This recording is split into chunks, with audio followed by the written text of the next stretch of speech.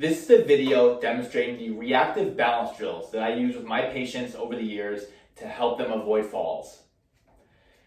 If you think that having good balance to avoid a fall just comes down to how well you can stand on one leg, this video will be very helpful for you. Here's an example I love to use to demonstrate this concept. If you see a 90-year-old grandmother walking down your street and she trips on the curb, she's not going to be quick enough to get her foot out in front of her to stop her from falling. And this is why older adults fall down so much. They don't have the reaction time to stop their fall because most adults never have to move their foot that fast in their lives unless they're still playing sports.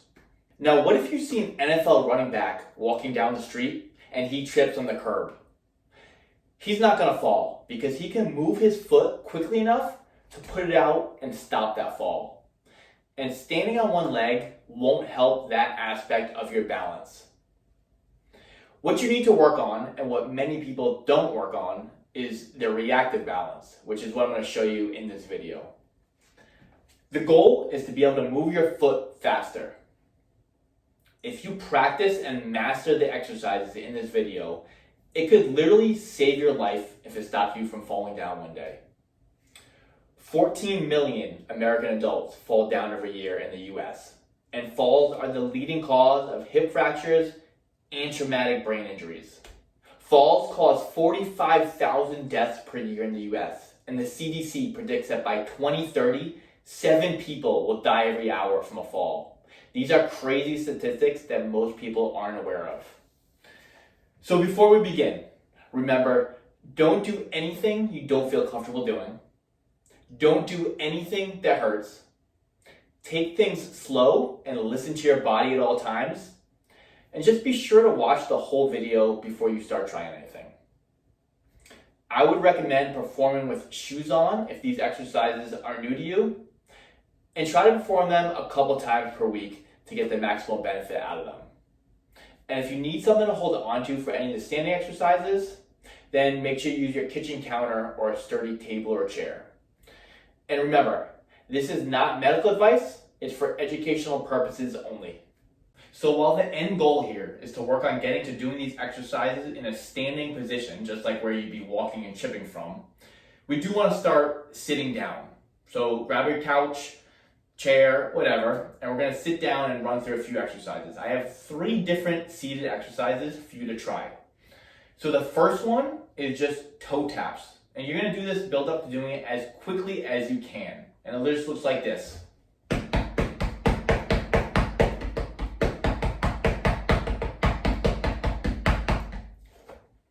You can shoot for 10 or 20 reps, do a few sets, or you can set a stopwatch and do it to the timer.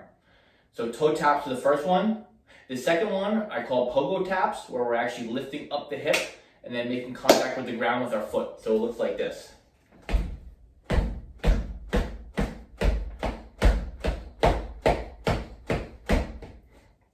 And with all these exercises, start slow and build up your speed once you feel comfortable. Obviously, don't do something like this on a hardwood floor with your bare foot. Use padding or a rug. The third one is we're just going to do a forward quick step. So it looks like this. So you're in your position.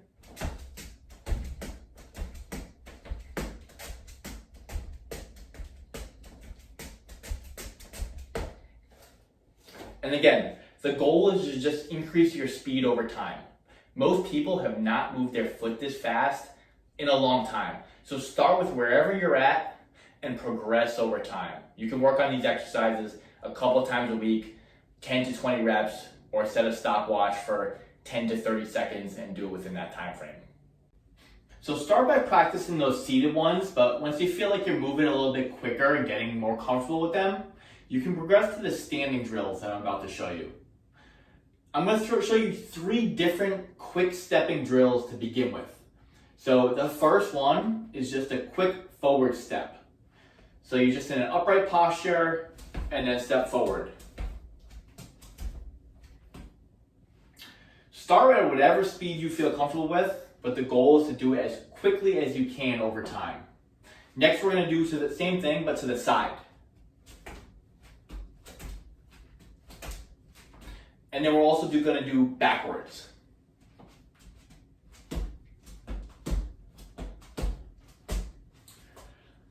I would practice each foot. You're going to notice that one foot feels probably a little bit slower and more awkward than the other foot, and that's totally okay. And you might even be surprised at how slow you feel doing these to start with. Because if you haven't moved your feet quickly in a long time, it's just a bit of a new sensation. And it's something you'd much rather figure out while you're practicing these drills now than when you're out walking on a street, trip on a curb, and then you potentially fall because you can't get your foot out quickly enough. After you've mastered those quick stepping drills, there's one more exercise that I progress people to.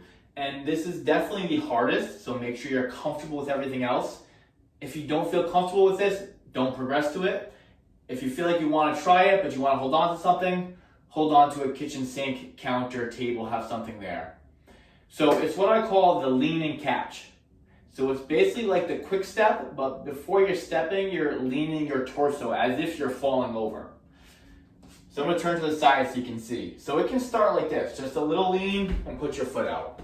Notice I'm just leaning my trunk a little bit and then foot's coming out.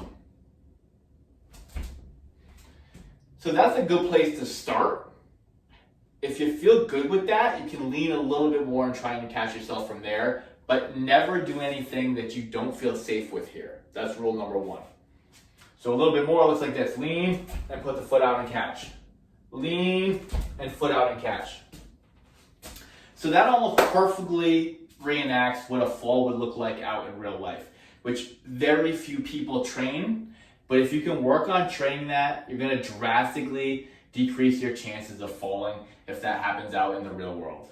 So just to recap, you want to start slow and progress your speed with these things over time.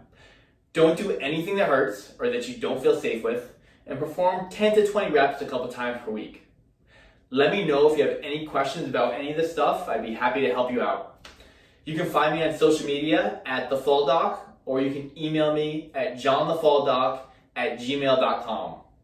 Thank you for watching, and I hope you can incorporate these exercises into your weekly training, because I know they're going to help you to prevent the fall and potentially save your life one day.